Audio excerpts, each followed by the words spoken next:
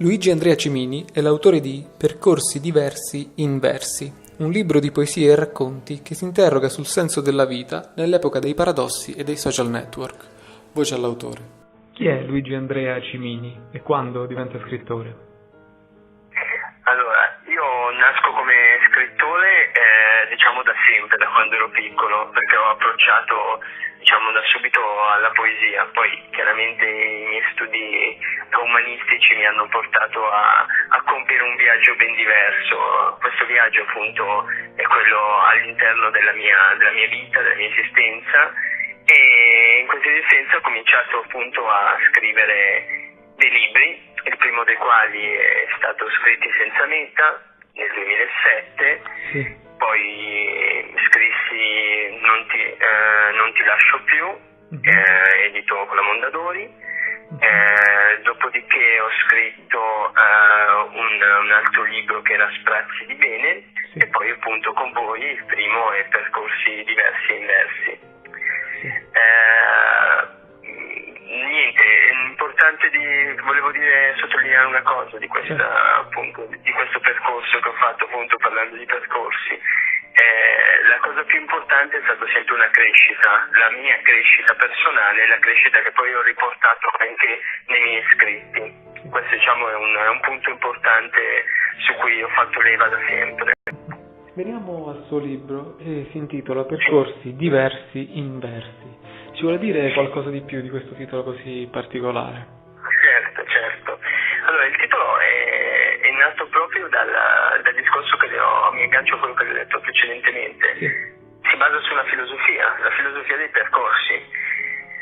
Sicuramente c'è un modus creativo sul titolo, perché percorsi diversi, come può vedere, è diversi con versi sempre segnalato in grosso per un motivo particolare, perché appunto utilizzo sempre il verso, e questo verso è da un certo punto inverso al percorso e dall'altro modo è anche diverso dal percorso, perché la filosofia si basa fondamentalmente sul percorso che noi facciamo nella vita. Secondo me ce ne sono tanti e tutto è influenzato da queste scelte.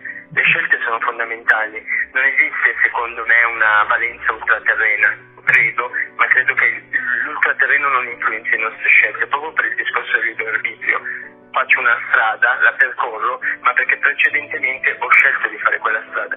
Poi può darsi che durante il percorso io cambi rotta, ma il percorso lo proseguo continuamente, cioè non mi fermo.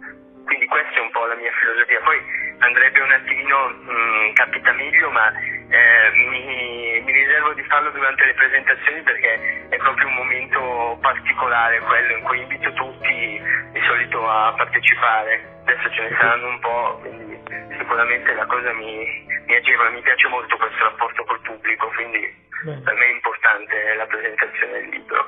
Ecco, lei a un certo punto parla di un astronauta nel Medioevo. Ci può dire chi è questo astronauta nel Medioevo? E cosa ci fa? Ma l'astronauta nel Medioevo sono un po' io. Sì, questo astronauta nel Medioevo sono un pochino io, nel senso che sono un po', mi sento, ma non perché pecco di presunzione, mi sento un po' un astronauta perché mi sento, come, lo sai quando si è nello spazio, non c'è la gravità, ecco, da quel punto di vista non c'è gravità, quindi sono libero di muovermi, però non mi muovo in uno spazio moderno, avanzato, ma mi muovo in uno spazio antico, come può essere il Medioevo. Il Medioevo è un periodo della storia che noi tutti sappiamo, proprio dal fatto di essere medioevo, proprio buio, sono 1000 anni bui della storia del mondo, della Terra. Io ho percepito questa cosa proprio perché per potermi muovere oggi, nel senso in questa società attuale che è veramente difficile, perché se la portiamo alla quotidianità è veramente difficile, devi immaginare la mia persona come una persona che è libera, senza freni e senza gravità, ma in uno spazio antico, perché la società attuale sta regredendo, non sta progredendo secondo il mio punto di vista. Infatti l'analisi anche che ho fatto poi con le note dai social, proprio perché c'è una breve introduzione a quel discorso dei social, perché per me i social oggi sono un percorso, la gente vive due realtà differenti, quella reale e quella sui social, e quella sui social ad oggi influenza maggiormente quella reale. Ecco, per poter analizzare, ho dovuto fare un po' l'astronauta nel Medioevo. Volevo chiederle, cosa significa per lei questo libro e cosa vorrebbe significasse per i suoi lettori? Bellissima domanda. Per me questo libro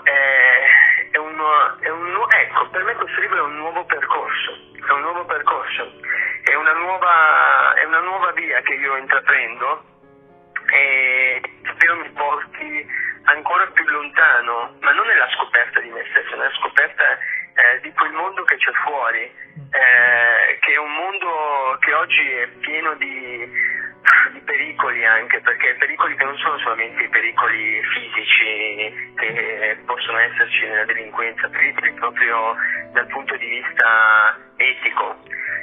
Il pericolo principale è quello che le persone non parlano. Secondo me bisogna tornare a dialogare di più, quindi io spero che gli altri dal mio libro percepiscano questo, iniziare tutti quanti insieme un nuovo percorso verso il dialogo. Non dobbiamo pensare assolutamente che il fatto che ci sia maggiore comunicazione, maggiori sistemi di comunicazione nel mondo vuol dire che noi dialoghiamo di più. Noi abbiamo smesso di comunicare e abbiamo cominciato l'era della non comunicazione, abbiamo cominciato a chiuderci dentro noi stessi. Ecco, io spero che la gente ritorni a incontrarsi, ad aggregarsi e prosegua questo percorso come l'aveva iniziato tempo fa, come l'aveva iniziato forse i nostri genitori.